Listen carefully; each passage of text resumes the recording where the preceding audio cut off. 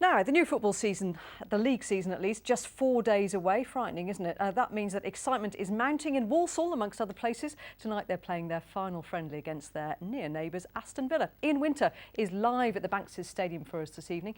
Ian, it is a friendly, but they both love to come away with a win, wouldn't they? They do, right. You're absolutely right, Mary. Aston Villa want to win because they've lost their 2 previous friendlies and they've only got 10 days left for any fine-tuning before the Premier League season starts for them away to Stoke City. And as for Walsall, well, they would love to win because it's a dress rehearsal before Saturday's opening game in League One. I've been to watch their open training session. Watching and waiting for Walsall to rediscover that winning formula. The home fans haven't been able to celebrate a league win since late March, and now they're looking for clues that new players will inspire better results. Last season fizzled out in frustration for Walsall. They finished 16 points outside the playoffs. That's again the target this time round, as it is for Saturday's opponents, Port Vale. It's a big game for us and it's one that fills us all with excitement. What can we expect this season? Well, more of the same. We want to go and challenge for that top 6 again. We feel we've got the capabilities of doing it. If you were a Walsall supporter, would you be quite optimistic about the season that lies ahead? Yeah, definitely. I think there's a lot of young players improving year by year, so they've come on again through this pre-season, and they'll be looking forward to another good season. Last season, Tom Bradshaw felt the pain of relegation from League One with Shrewsbury Town.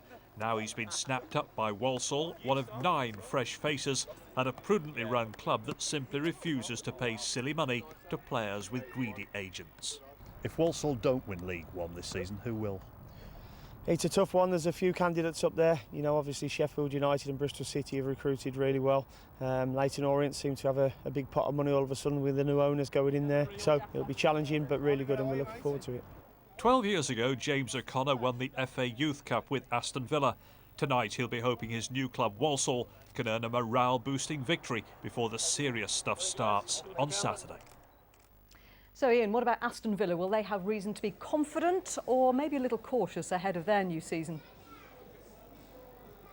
Well, it's a difficult one to call, that is, Mary, because they went out to the United States on their mini tour and they beat Dallas and Houston Dynamo. No idea how strong they are as opposition. Then they came back home and they've recently lost to Chesterfield and Groningen. So a couple of mixed results, and as I mentioned earlier, only 10 days left to get them things right. They're very keen to get the future of their captain Ron Vlaar sorted out. He's a much wanted commodity because having had such a good World Cup with the Netherlands. And of course the other thing they want sorted out, Villa fans, is the future of the club. Randy Lerner's still got it up for sale and it is still to find a buyer. They've got new signings as well to look forward to: Philip Senderos, Kieran Richardson, and of course Joe Cole as well. So the jury's out as far as Aston Villa are concerned. It's going to be a very interesting season for them. And talking of new signings, Ian, some new signings for West Brom today. Yes, they've signed their 7th and 8th new players of the season, 2 World Cup players at that. From Costa Rica, they've got the striker Christian Gamboa, and from Australia, their left fullback, Jason Davidson. Tonight, Albion are away to Port Vale, who coincidentally play Walsall in their opening League One match on Saturday. Interesting times ahead. Beautiful symmetry, Ian. Thanks very much. Life in one of our cities has